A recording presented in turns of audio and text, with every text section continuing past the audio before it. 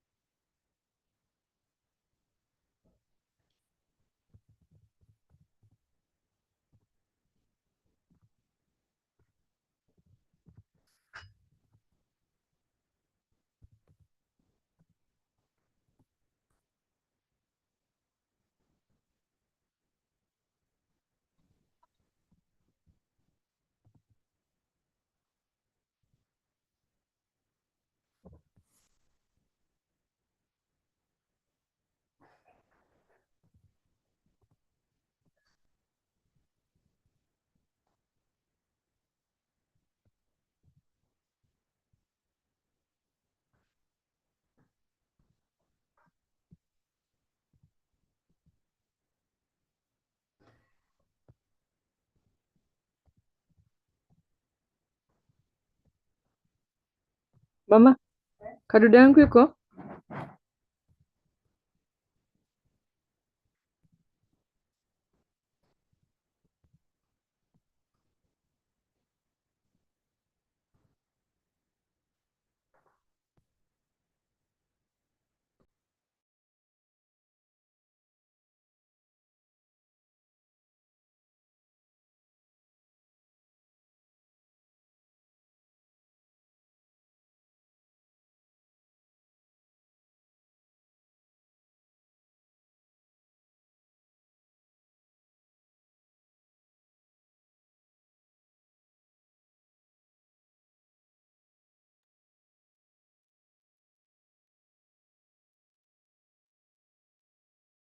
Hello, everyone. Hello, Empress. Hi, Doc. All right, I think we should get started. It's straight on top of the hour. Now let's get started. Is Glory here? Yes, Glory is already here. Okay. Yeah, we should get started. And we have today's speaker, the topic master, also. Is she here? The topic master is not here. We have Diana Mondi, Glory, Lillian, Achieng, Frida, and yourself.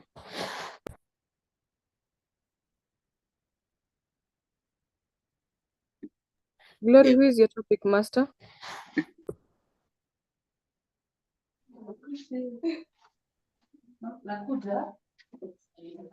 Anataka nini mani? So unaona Glory is muted.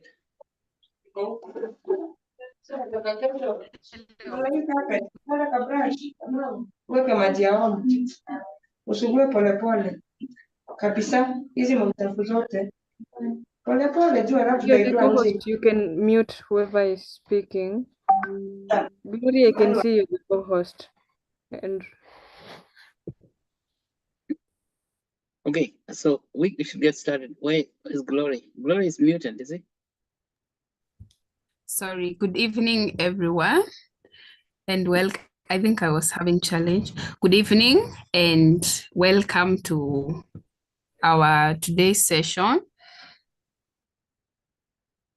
Our funding in research and development, of course, to improve healthcare. So today we will explore how this innovative funding model enhances the impact of individual contributions, fostering equitable and effective allocation of resources in healthcare, research and development.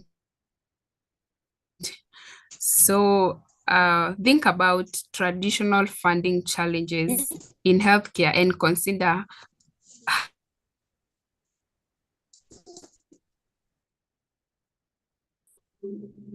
take you through the meeting agenda. First, we will start by the topic presentation by our topic master, Rogers.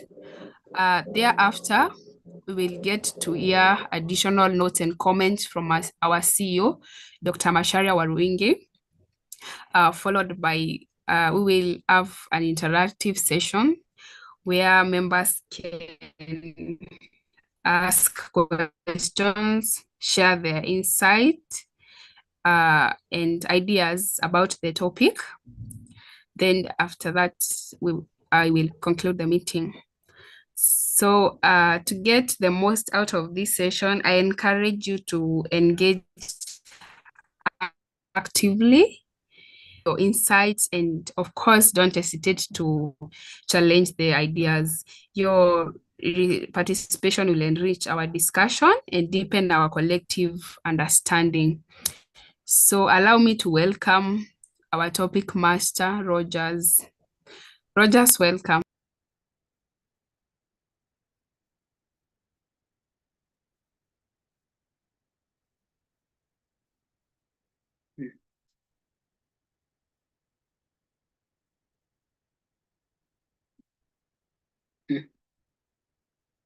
Is Rogers unmuted?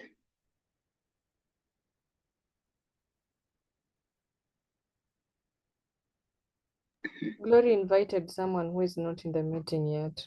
And you first of all need to find out if your topic master is in the meeting before you. Rogers is not in the meeting.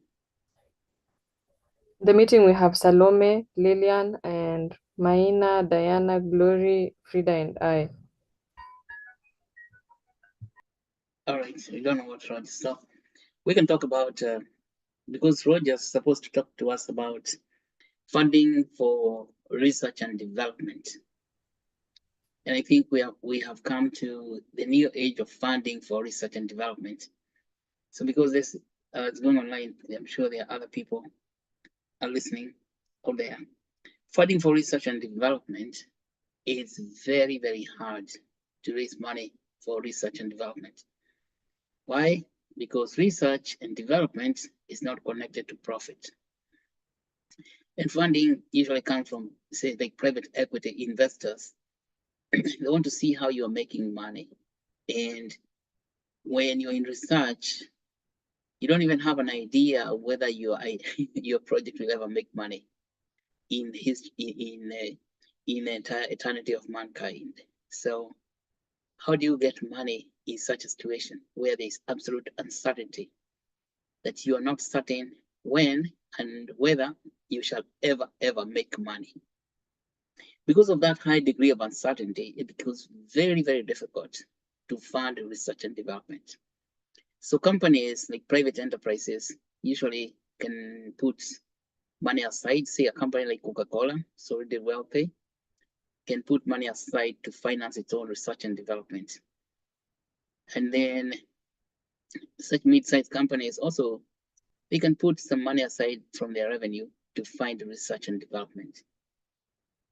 And but when it comes to a new company starting up, that's a very, very hard work to do because there's no money to put aside. The company already has no revenue, and even it cannot convince people that I want to raise money to do research so that I can pay you back when my research products go into market.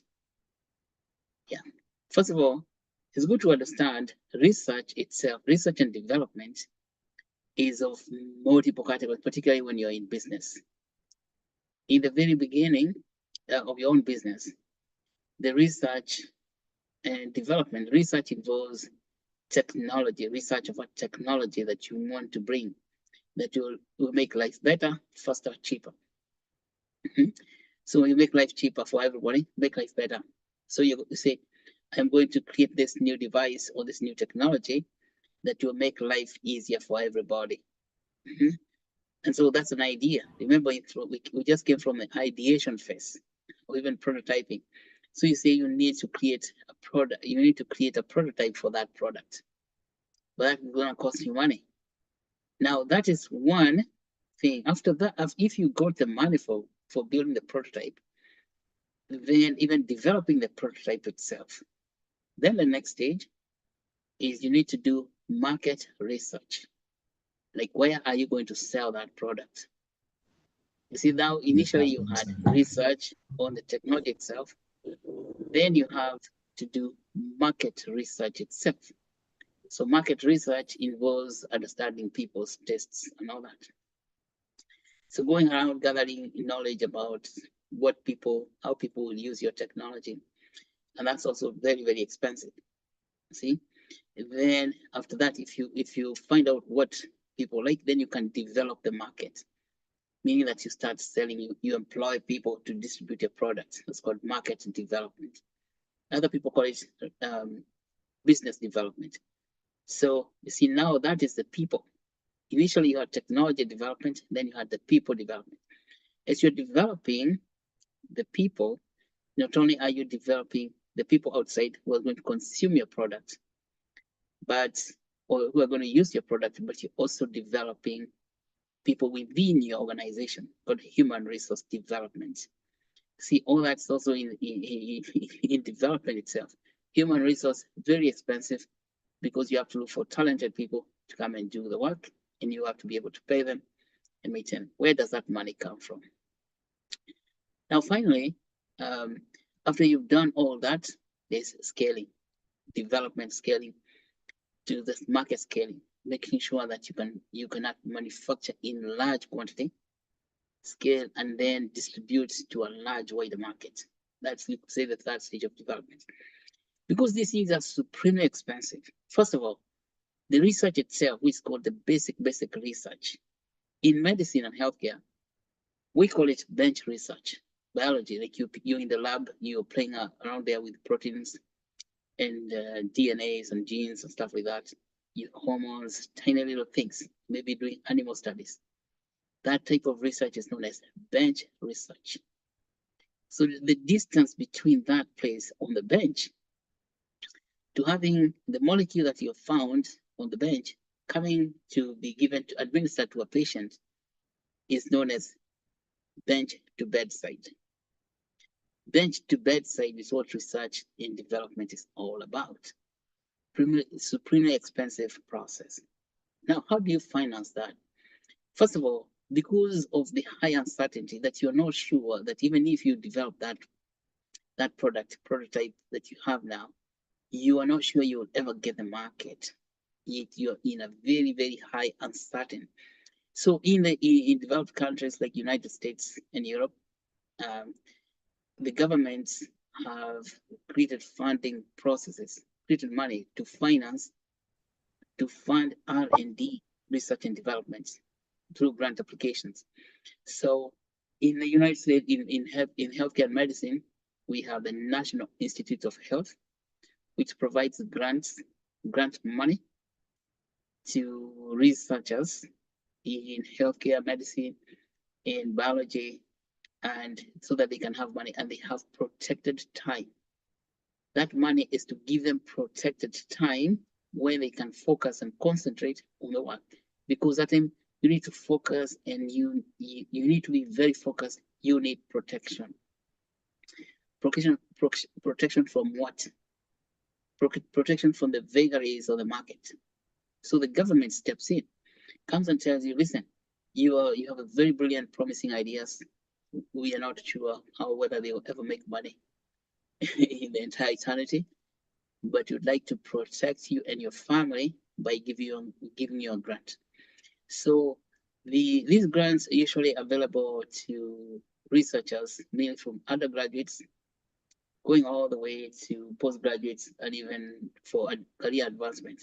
But you have to be maybe affiliated to an academic organization, like a university, and working with a lab which can receive the money on your behalf. It has to be precepted. You need to have a preceptor. Yes, but then if the application process is grueling and supremely competitive, because you can imagine all the number of people who say they have ideas and they are looking for money. So it's a grant application, very, very competitive. But that is just for very highly uncertain, extremely, we could call it extreme left type of ideas, products, and stuff. Something that is very, very raw, knowledge in raw form. And so once you do that, the government stays with you. And if you create now the initial prototype, the government now, see in the United States, and in certain institutions, you can take that prototype to a technology transfer office or the TTO. For example, at Mass General Hospital, they have a TTO, and then they help you to commercialize that idea. And then after then they help you raise money through the market for distribution of that product, even manufacturing. Okay. Or maybe if you do not want to do distribution yourself, you can sell the prototype to a company. Like here in Massachusetts, they have so many companies, and that's called a spin-off. You can spin off the prototype into a company, and then say a company, a big giant pharmaceutical company can come and buy your idea, and then or you can get absorbed into a company. You can go into a company, and then they're going to establish a huge laboratory for you to work. Now that is in medicine. It's a similar process in science and technology, in mathematics, STEM. So STEM, they have the National Science Foundation. National Science Foundation does the same thing from bench research all the way to the distribution, and they help finance the primary research. You see, it's the bench research, which is very raw, ideation, even prototyping. But then comes now to manufacturing, you go to the next level. You go to the technology transfer office and help you to figure out how to construct a manufacturing workshops for your products. But then, so this whole thing is already inbuilt in the system. When you come to African countries, none of that exists. Okay, it's nowhere. Maybe South Africa, they have that. Maybe, yeah, I think that's the only place I know they have SRO, South African Research Organization, which is a technology transfer organization. So they're able to fund basic science and or bench to bedside type of work process. So other countries, so like Kenya, Uganda, Tanzania, well, Djibouti, Ethiopia, none of that exists. Is it surprising that we are not making any products? There's no money for protected time. So young professionals like yourselves, or even mid-level professionals like people, assistant professors, or even advanced professors, they have no protection to go into research, to focus on the area of interest so that they can actually create new innovations. That is totally absent, and that is very frustrating. So when you see all that flurry with young doctors even going on strike, is because nobody is protecting them. And nobody is going to protect you unless we figure out a solution. That's why we're talking about quadratic filing today. Unless we figure out a solution, no one is going to protect you so that you can focus on your innovative idea to take it to market. That is now the work that we want to give Actuate itself, Actuate Foundation. And if we don't do that, we can talk all day we want. We can talk all day. We can talk all we want without protecting the creators of knowledge. Then we shall never, never, never advance. So research and development is, you could say, the holy of holies. That is called a sanctified place. You remember Moses, he was being told, you're studying on holy ground. That place, that holy ground, if you don't recognize it, then all the knowledge that is there floating around will never get composed and retransformed into products and services that can come to the market to improve human life. That is what we're missing. Well, that process is very expensive. For example, research and development for one molecule, say like molecule for treatment of diabetes, can cost close to $1 billion. A lot of research work to be done because the development shall involve clinical trials and all that. But that's not say $1 billion spent at once. That's $1 billion spent over many years. So where does that kind of money come from? For example, the American government, through the National Institute of Health and the National Science Foundation, raises money through taxes, collects taxation from people. Because imagine if they have financed a product and it goes all the way consumed $1 million, $1 billion to its completion. Then that product, when it gets in the market, its own market alone will be tens of billions of dollars per year, annually. Just one product. So if we can now get it to sell out there, it will be tens of billions of dollars. So the US government knows that if we help these guys, we are going to create a product which is going to make not only them very, very rich, but they're going to employ hundreds of people, thousands of people indeed, and they're going to create lots of jobs, and then we shall have a lot of people to tax. So the money eventually comes back to Uncle Sam. But you don't have that kind of reasoning with our own governments in Kenya. Instead of investing in research and development, saying we shall be making money when these guys become successful, we have people who are there just to steal money, politicians stealing money, lining their pockets. So that's why this money, you will not, if government people are sensible enough, they would channel that money to the young, developing, the young population, so that they can transform that knowledge into products and services. Okay, you see, there is no limit to the number of things you can imagine. Imagination is so big and wide that people can create a whole host of products and services, so long as the money is unlimited. And then if the money is unlimited, if the money is not the question, then what happens is that people create very highly valuable products, which then come back to the market, and then the economy continues to grow. It's a reinforcing loop. Yeah. So how do we use quadratic funding for that? Maybe Mr. Rogers is here already to tell us about quadratic funding. Has Rogers joined us? Yes. Okay, Rogers. Rogers, can you hear me? Yes. Yes, speak to Yes, I us. can hear you. Can you hear me? Yes. Yeah. Okay. Well, I'm sorry I was a little bit late. I was caught up somewhere. So I'm going to talk about the quadratic funding. I'll start with the definition of quadratic funding, basing my explanation from what Daktari has told us. So crowdfunding is a mechanism that amplifies available resources by inviting community members to make donations, either big or small, that act as votes on how to allocate funds. The broader the support, the bigger the match. That's the simplest explanation I could make up. So there are many importances of quadratic funding. The first, it pulls together small donations from many people and matches them with a larger amount of funding from a central fund. The second one, which is the key one, it captures the wants and the needs of the public. This is called the people voting.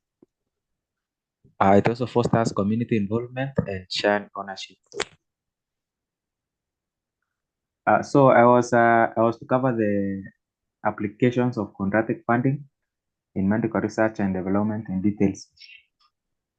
So I have a few points here where we can apply the quadratic funding. The first one, we can apply the quadratic funding in the drug discovery. How is this possible?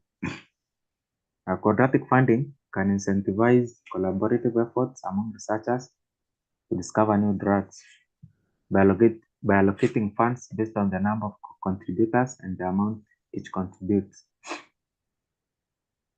This encourages a diverse range of perspectives and expertise to tackle complex medical challenges. The second thing, or the second application of quadratic funding is that you can apply the quadratic funding in clinical trials. Dolphin, please unmute. Funding clinical trials, as you know, is critical to testing the safety and efficacy of new medical interventions. So through this funding, we can help prioritize trials based on community interest, as we using the quadratic equation. We can know the interest of the community and support, ensuring that resources are allocated to studies that are likely to benefit patients. The third point is the precision medicine. Quadratic funding can facilitate research into precision medicine and approaches tailored to individual patients, genetic makeup, lifestyle, and environmental factors. The other point is medical device innovation. Developing new medical devices often requires interdisciplinary collaboration and substantial investment. So quadratic funding can foster innovation in medical device design, prototyping, and testing by leveraging contributions from engineers, clinicians, and end users. It can also be applied for healthcare access. Quadratic funding can support initiatives aimed at improving access to healthcare services, particularly in undeserved communities. This may include funding telemedicine projects, mobile health clinics, and community health education programs. You can also apply quadratic funding in data science and analytics. And at this point, we can say that the increasing importance of data-driven approaches in healthcare, quadratic funding can support research projects focused on collecting, analyzing, and interpreting health data to inform clinical decision-making, disease surveillance, and health policy.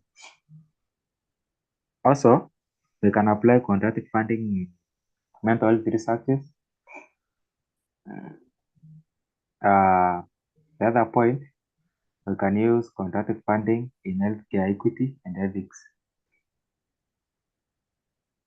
Quadratic funding can promote equity in healthcare by prioritizing research projects that address health disparities, social determinants of health, and ethical considerations such as informed consent, privacy, and patient autonomy. These are the few points I gathered concerning the applications of quadratic funding in medical research and development. Thank you. Dr. Masharia, you can go on. I'm done. Thank you, Rogers, for that presentation. Thank you for highlighting the importance in research and development. So now allow me to welcome Dr. Masharia to give additional remarks. Dr. Welcome. All right, thank you. Thank you, Rogers. Now, you see, you brought it home because we were talking about expensiveness of the entire research and development in biomedicine. Supremely expensive, cost billions of dollars. But now quadratic funding comes in, and you're saying that quadratic funding can help people who even people with little money to participate in the funding process. See?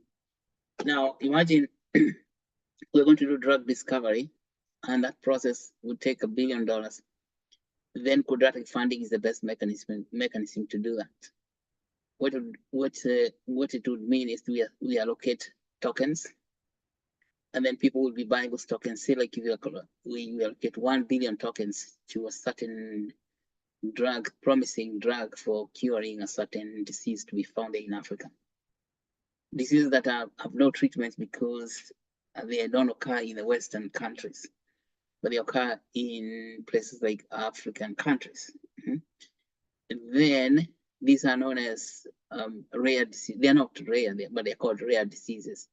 Not because they are rare. They are rare in the Western civilizations among the Caucasian population, but they're probably very, very common in the African populations. So now we can only use quadratic funding for that, because as you have heard, there's no organized government entity to help to fund those type of diseases. A lot of parasitic diseases occurring in Africa have no treatment so far. And parasites are simple. Parasite is something you can see. It's not like a virus, which is not even visible. But parasites are big enough. But we have parasitic diseases have no treatment. And you can see these are not good. Treatments will not even cost $1 billion to develop. That's maybe 1 or 2 million then to happen. So how quadratic funding would help is in that process of drug discovery. We already have scientists, see a place like Kenyatta Hospital, or even at KU, even at Kenya Medical Research Institute, who know the treatments for these things, even certain diseases like leishmaniasis. The diseases you find in Ukabani or maybe in Nanyuki, in Marsabit, those areas, but because they are affecting people who are not considered to be profitable by the pharmaceutical movement, you see the pharmaceutical lobby, then the pharmaceutical lobby is not going to help fund it, because the pharmaceutical lobby is the one that lobbies the NHIF for the money to be allocated, to be funded for them. So the funding mechanism today is not democratic. It means that the research that's going to be funded is that looks most profitable to the pharmaceutical industry, but it's not the research that's going to be most beneficial to most people. Quadratic funding now allows people generally around the world to vote for funding for diseases that matter to them. See, so from drug discovery, which is supremely expensive, clinical trials, once the drug discovery process has taken place, then clinical trials financing becomes possible again with quadratic funding. Clinical trials, as I was explaining in the biomedical research class, is that clinical trials goes in about 5 stages. First, there's the pre-animal studies when you're formulating the idea. Then there's animal studies where you give whatever drug you're making to animals to test toxicity into animals. Then there's second level study where you study in a small group of people to test the safety of the drug. And then after that, you can now test the efficacy of the drug. And then after that, you test the effectiveness. Those are 4 clinical trials. They are very expensive. Particularly the effectiveness trial, you would have to do mass population studies. So this also lends itself directly to quadratic funding. And then you have precision medicine. And this is very exciting because I believe that in 2025, we are going to already start working on precision medicine. I'm going to tell you how we're going to start this. This precision medicine is based on human genetics, that we can study human genome. For example, you can study human genome people from Nyeri. Then you know that people from Nyeri do not respond to this molecule. So don't bother giving them this type of molecule. because they will not get better. Or people who are certain genetic kind of genetic makeup, they are not going to respond to this type of treatment. So don't bother giving them this type of treatment, because even if you give them that type of treatment, they will never improve. So that is only, you can only find that by looking at their genes, people's genes. I want to tell you more about that, how we're going to work it, because that precision medicine is at the base of everything, medical care. All these medications we take, doctors are actually guessing whether it's going to work for you.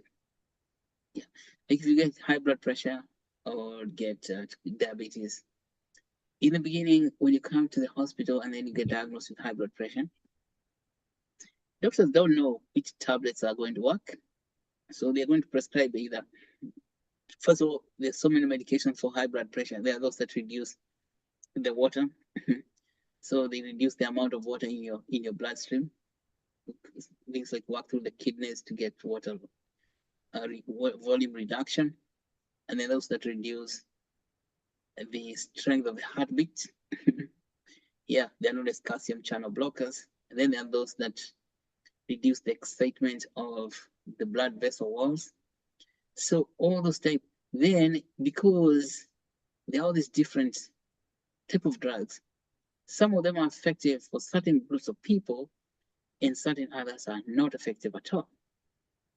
Because it's been shown that African Americans respond much better to medications that strengthen the beat of the heart, the calcium channel blockers are important.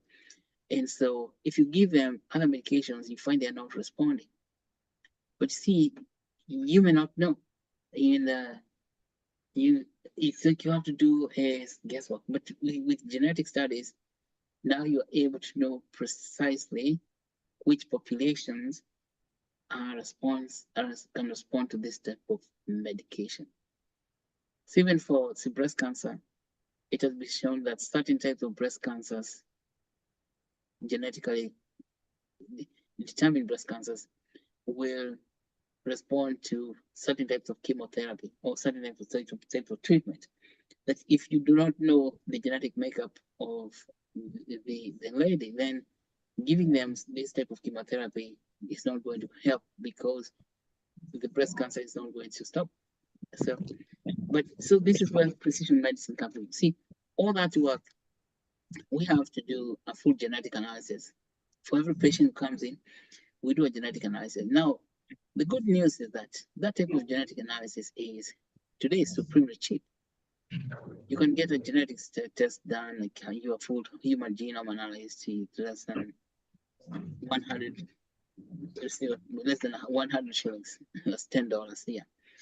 Yeah, and that's and of course that data it becomes available to clinicians. Then it becomes very useful. For example, if you go to see a doctor and you already have your genetic profile, then the doctor can know what medications to prescribe and which not to prescribe. It's precision medicine becomes that precise. So then the health access, which is why we're in this class, health access for quadratic funding. But yeah, telehealth, very, very important. I think we need to work on. I think right now telehealth is well understood. Like telehealth has been going on for maybe about 10, 20 years, 20 years already. So, but it's not widespread in Africa. And then mobile health, which is telehealth. Mobile health is like creating a mobile clinic and driving it around. And this would mean buying mobile, like what Mrs. Margaret Kenyatta was doing in Kenya, buying mobile clinics. But say like why Mrs. Kenyatta's project could not continue is because it had no funding, except the money she was raising herself. It all relied upon herself. And imagine if she had quadratic funding, how successful Margaret Kenyatta's health, what did she call it? Her health project would have been very, very successful. And I can tell you, I met with the guys in that team, and I told them, your project has got no funding model. They said, what? But Margaret is there. Yeah. But Margaret herself, she cannot finance all that. It is community-based funding. So mobile health, mobile clinics, they now put themselves very directly in quadratic funding, because all the people attending the clinics, they can help raise the money, plus they get donors coming from outside to contribute in financing. Okay, so I think Joyce, you need to mute yourself. So basically, that's it. So quadratic funding becomes very, very powerful. And I think because we're in health access, we want to examine much deeper how we can use quadratic funding for telemedicine and mobile clinics. Because you can take mobile clinics, for example. Supposing you want to create a mobile clinic somewhere remote, like say in Marsabit, to deliver care in Marsabit. So becoming a mobile clinic to be going there to a remote rural area there in Marsabit County. So you need to buy the mobile vehicle, the ambulance, the mobile vehicle to be, and with laboratory, some laboratory terminal where you can do some tests. That's gonna cost some money. Maybe all that setup would cost something like what? Say $30,000. Yeah, that's 30,000. That's 3 million. 3 million Kenya shillings. All that. So how do you raise 3 million Kenya shillings to create a mobile clinic? Well, if you say that, if you first of all, we assign tokens, like 3 million tokens for that mobile clinic. These tokens are not liquid, they're tokens. Then they can be sold into the market. And these tokens are actually, these Actuate tokens for one mobile clinic, 3 million tokens, which are actually possible to fund. And that's a lot of money, in fact, for that mobile clinic. So in order for those tokens, for the local people where the clinic is going to go, are given the opportunity to buy the first tokens. And they can be buying like 10 shillings worth of tokens or even 100 shillings. And make sure everybody in that community, because the mobile clinic is going to come to their community. Supposing they're buying 10 shillings worth of 100, let's say 100, that's $10, yeah. $10, that's a $1, yeah. Or even, yeah, $1 worth of token. And so then a lot of people buy $1. A lot of people can afford that 100 shillings. And that 100 shillings is just, so this is a lot of people buying that. And you can sell it to as many people as possible. But you see, for every one token somebody buys, then we are going to have donors donating for everyone selling one token bought. Then donors have to buy 10 tokens. These donors are people who usually donate money to good, say money for public good projects. They're usually donating money, and you can actually get a lot of people. It's a fundraising. So, and this do not have to be donors living in a foreign country. They can be just local people contributing $10 for every $1 a local person contributes, every one token. And so these donors, they can buy as many tokens as they want in support of this project. And so this means that if you collect 100,000, if you sell 100,000 tokens in the local region, then you can get 100,000 squared tokens sold to donors. That's what quadratic funding. And because you created like a game, it's called gamification. So you put it on a website and you're showing how many, and that's what we are going to do. It's on a platform. The platform is showing how many tokens have sold for this project. That means you have to create awareness that this is for buying an ambulance, for buying a mobile clinic, for going to the remote place in Marsabit. Before you know it, and you see this campaign is there for about 1 month. And then before you know it, if you do a massive campaign, you do it together like that, we're calling people all over the world. then you're going to find those tokens disappearing like nobody's business. The tokens are not going to be disappear, they are going to be bought by people in the market. And there you can actually raise the money, $30,000 by selling tokens, and the tokens are going to go to the wallets of the contributors. Mhm. Now, why is it very, very revolutionary? It's revolutionary because traditionally people have given money. You know that people go for walks for whatever needs. You know, some of those public good projects, people do walks or they do runs or they do whatever it is. Like, you know, there's a run every year. Like say, I left it when the Standard Chartered Bank was organizing a run to clean up Nairobi City. Mhm. So, and then a lot of people come around and then they donate the money to raise money for that run, for cleaning up the city.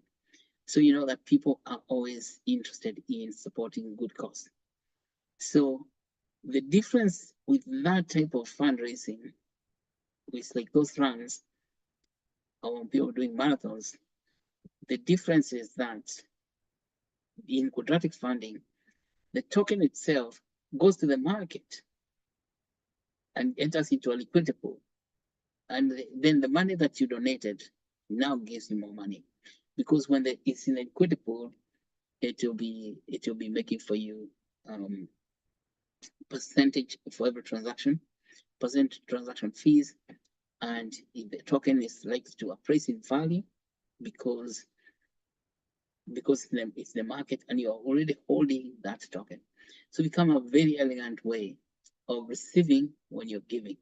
That your gifts, the gifts that you give to say the people of Marsabit County to get a mobile clinic now begins giving back to you. I think it's similar to planting a fruit tree. See, if you plant a fruit tree, you're going to do some work to plant some seed, and then you wait for it to grow. And then when it has grown maybe for 2 or 3 years, it starts producing fruits. Start harvesting your passion fruit, and you can harvest it depending on how much manure and fertilizer, how well you tended the soil.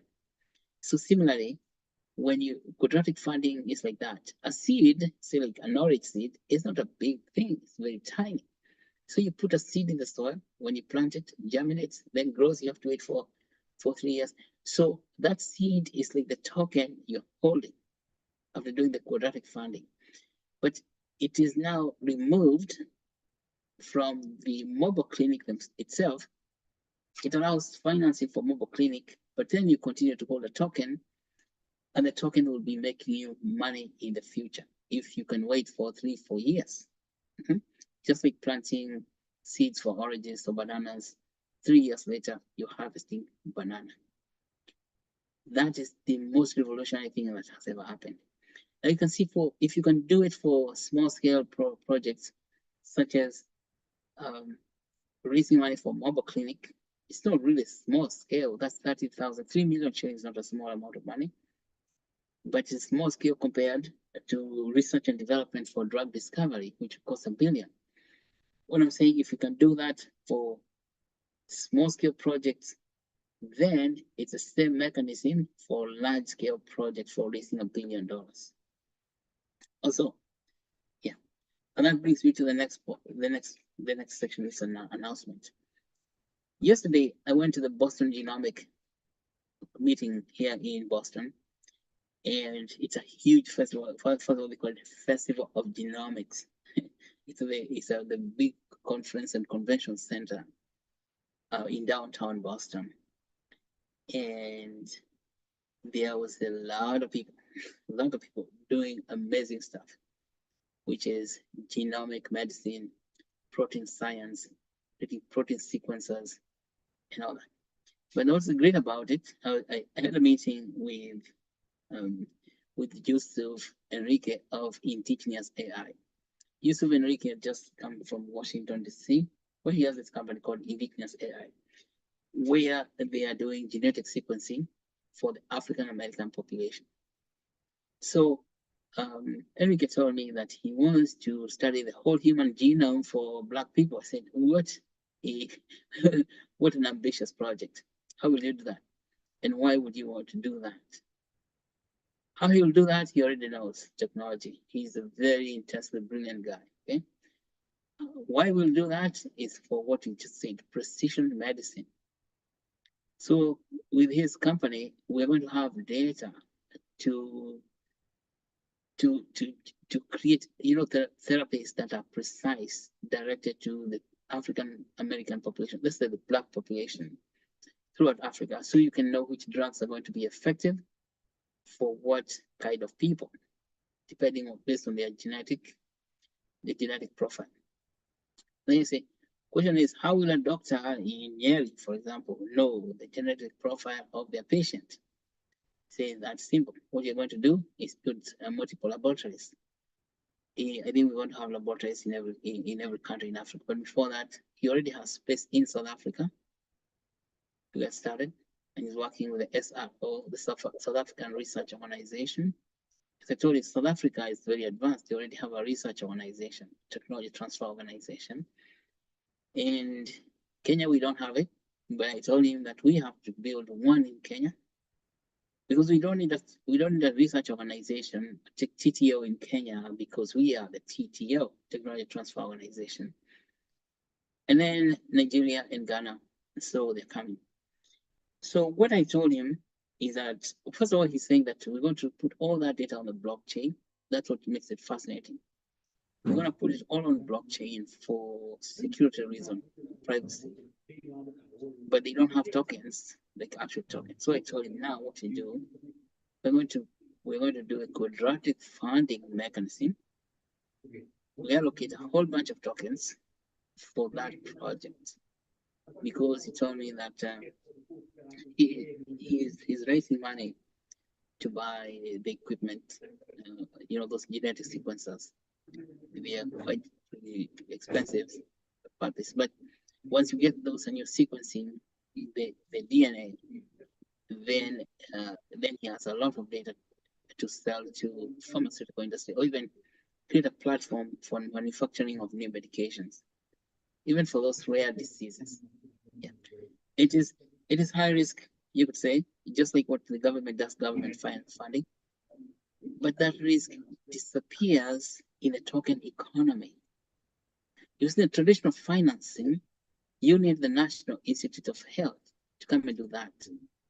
But in this new financing, which is token economy, the risk gets divorced or disassociated from the funding itself. Because once you allocate, first of all, you allocate tokens, and then people buy those tokens. That means that they make money available to invest in construction of the labs. Okay, but the tokens are still there. The tokens are in the marketplace, and the market itself is indifferent to the construction of the lab, because people are going to continue trading tokens out there, whether the labs are constructed or not. See, but it would be very desirable to construct the lab and complete the project, because the secondary appraisal of the value of the tokens, because of the good work that that's going on in those labs. Because that's the thing. But if the labs are there, you just need the equipment to buy, then you can actually do the work. Then and particularly if the risk is distributed to a lot of people, millions of people are participating in that, then the risk gets very distributed to whatever the risk goes all the way almost to zero.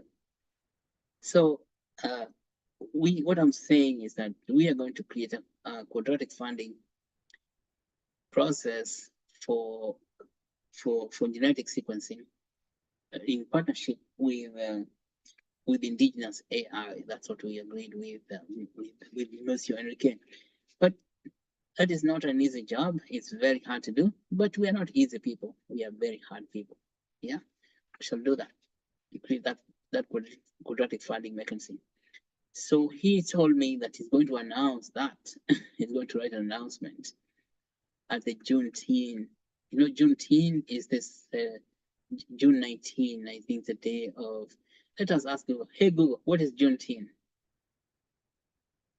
According to Wikipedia, Juneteenth, officially Juneteenth National Independence Day, is a federal holiday in the United States. It is celebrated annually on June 19th to commemorate the ending of slavery in the United States. Yeah, it's the ending of slavery in the United States. So Juneteenth, it's next week on June 19th. Okay, so that's amazing. That Enrique is announcing the end of genetic slavery on Juneteenth by our collaboration between Actuate Biomedicine and indigenous AI. So we have something to celebrate upon Juneteenth. So we have some work to do this week to release the initial documents for that partnership, and then to give Enrique material to present at the Juneteenth. And then after that, we create the quadratic funding platform where people can buy the tokens online to support this. This is the end of slavery for Africans, let's say for Black people living in Africa. The genetic slavery that has followed up to this point. And as I said, this process of research and development does not occur in Africa. That is the modern slavery. How fitting is it that you're going to have this announcement on Juneteenth, the end of slavery? That was 200 years ago, but slavery actually never ended. It is this point that you're saying, let the slavery come to an end. All right, questions, concerns, back to you, Glory.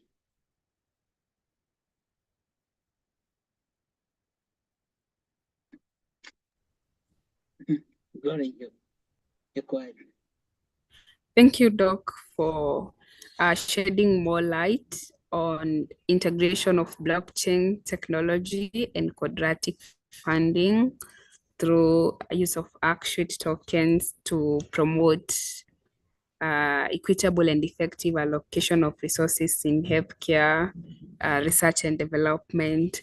So right now, I will welcome any questions. You can ask questions, share your insight, and yeah, you can use the raise hand feature to speak, or you can just type your question on the chat box.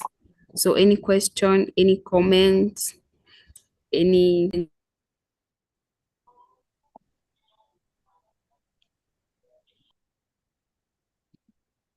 So please, if you have any question or comment, don't hesitate to share.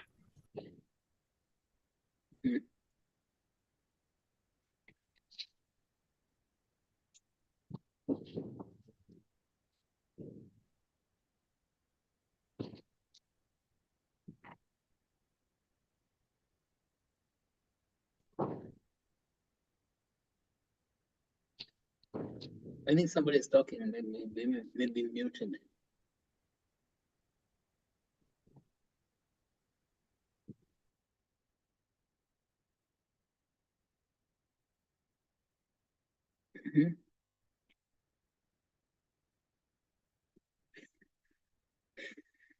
Is that Elijah? Elijah, what question you have?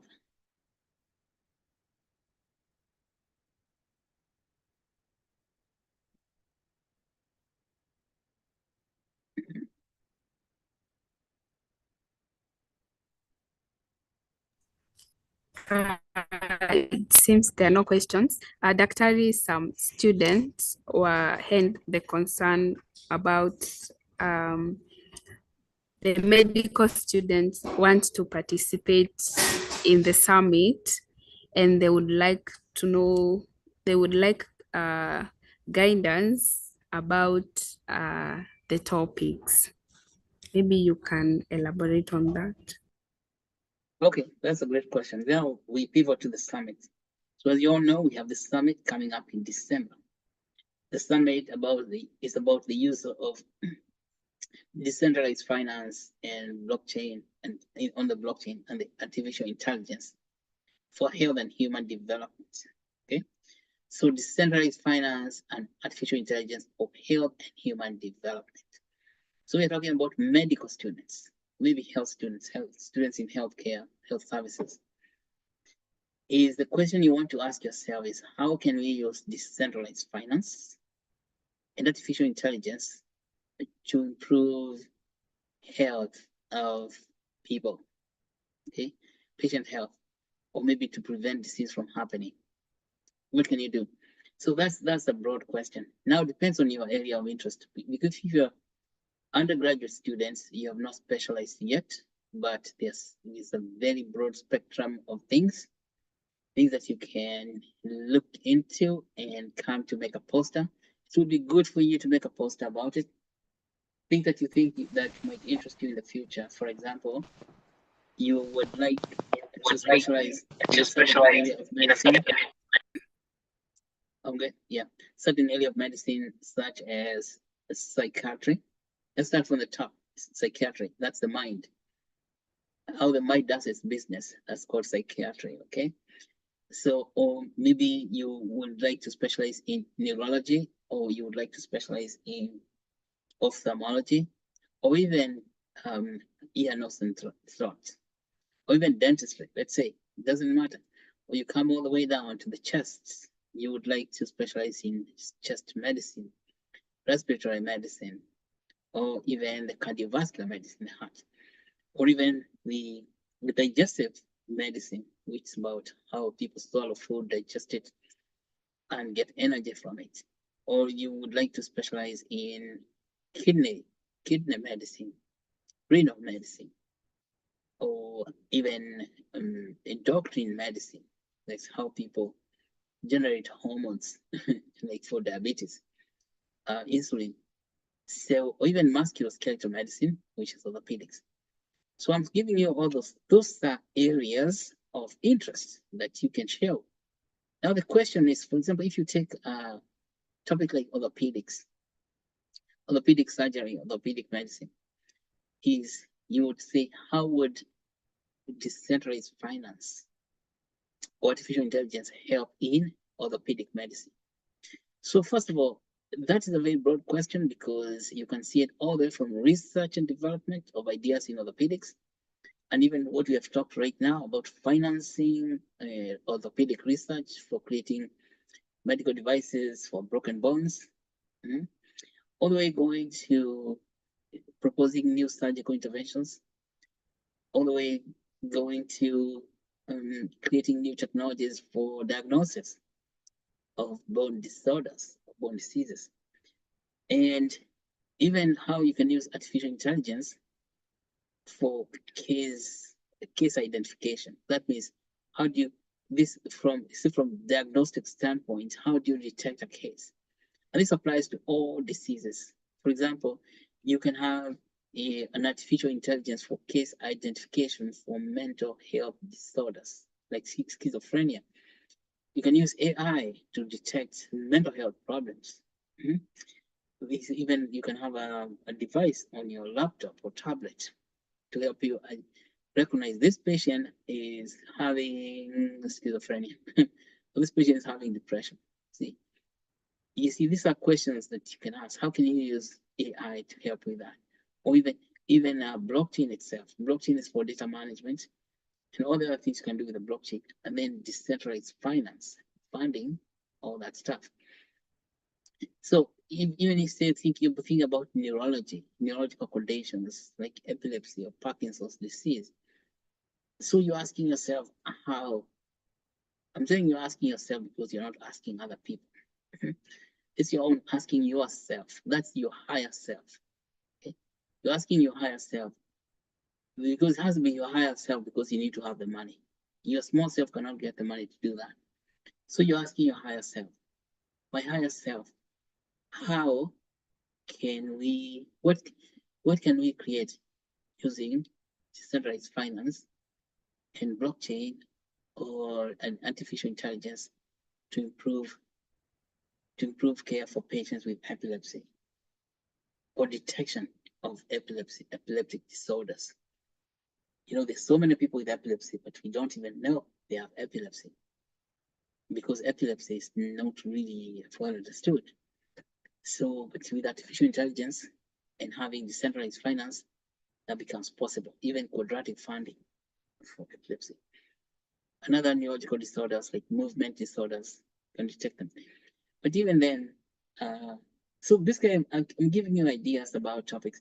Now these topics, you see, I've had the topics that are worthy of presenting in any meeting, as we have discussed previously, bring two fields of knowledge together to form a third, to form a third field. That third field of knowledge that you're forming is what's called innovation. So the innovation here we're talking about, because you want to showcase your innovation, is how information technology, information science of artificial intelligence, blockchain, and decentralized finance, that's you can classify all that as information science. Then how does it apply to orthopedic science? So then the product that you're going to create out of that, or the idea that you're going to come out of that, is what is called innovation. So your poster, so medical students, you want to submit a poster that depicts how you apply information science on a particular field of knowledge.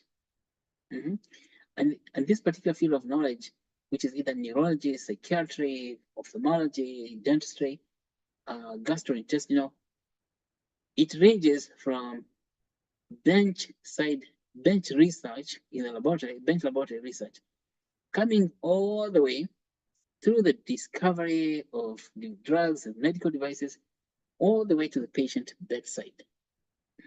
So you want to think about the full range of things that can happen before the bench, the research bench, to the user, who is the patient, from bench to bedside. So you don't have to think about the entire spectrum, that your technology does not have to cover the entire spectrum. Your technology just need to cover one point of the spectrum, from the journey from bed to bedside. How do you make that possible? I'm talking about your technology. If it is in orthopedics, you have an idea of creating a device that can improve bone care, bone diseases, I don't know, then that's an idea, that's a bench level, laboratory bench idea. Then you're using DeFi to raise money, and then you're using artificial intelligence to detect that disease. Then that detection itself is going to help the doctors make diagnosis, and making diagnosis is at the bedside. See that? This is from bench to bedside. So you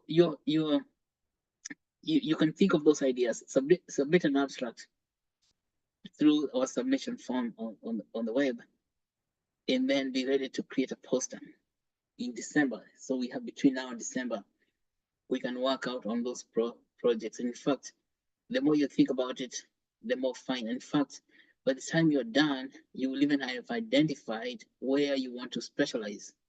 If you are undergraduate medical students, you will know that after this, I want to specialize in this area of medicine. But I want to specialize in science, in neurology, or in psychiatry. You will know that by participating in a conference like this one. It's going to be exciting. Yes. And then when you come to the summit in December, then you'll have an opportunity to show your work to a full range of people. And that's how you get funded, by the way. Because if you have even worked out the quadratic funding, you can have people buying tokens for your project right there at the summit. They will ask you, where do we buy these tokens? Yeah, for your project. We're going to invite a lot of people who can, we actually already invited, people who can buy those tokens for you to fund your project. So all you have to do is put on your thinking cap, which I think you already have. Yeah. So you open up your mind to ideas.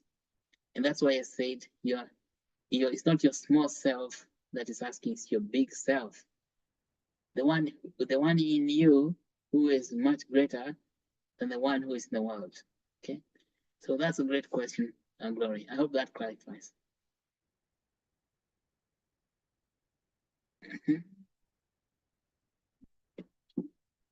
Glory, back to you.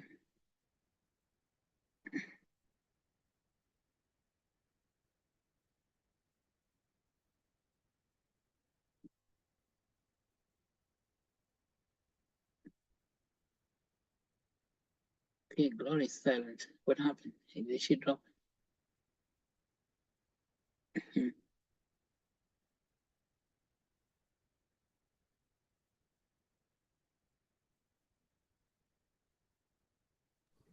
Okay, Glory. So Okay. yes, Glory. We can't hear you. Glory, we can hear you.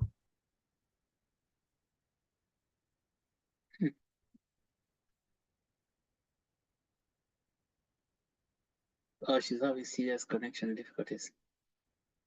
Okay. Anything else? Hello. Hi, Glory. Sorry, I couldn't unmute myself. What? How did you do it eventually? Can you hear Yes. me now? Yes. Themselves. I think it's stable internet. Okay. So what else now?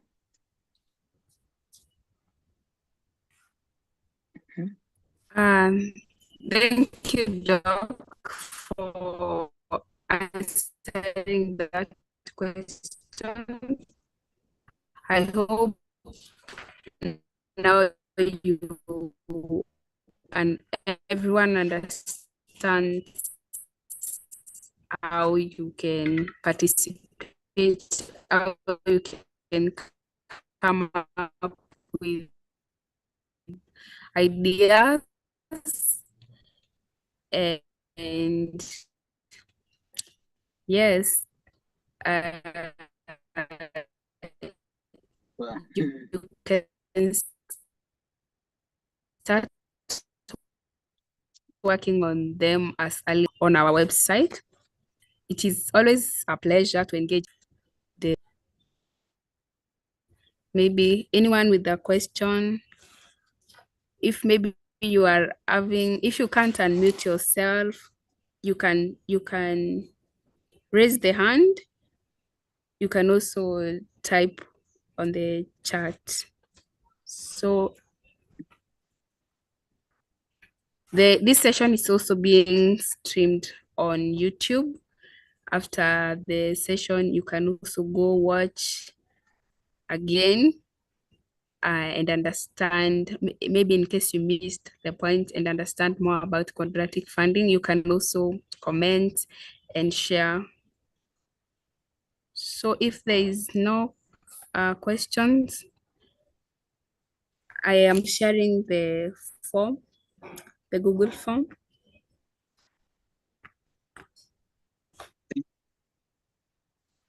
I think there are no questions then. Sorry, I have shared the form. I will give you a few minutes to join, to add, to fill. Sorry. Thank you everyone for joining. Thank you, Daktari, for creating time for this powerful discussion. And thank you to our topic master, Rogers, for highlighting the how quadratic funding can be applied in medical research and development. Okay. Thank you, everyone, and bye-bye. Have a good night.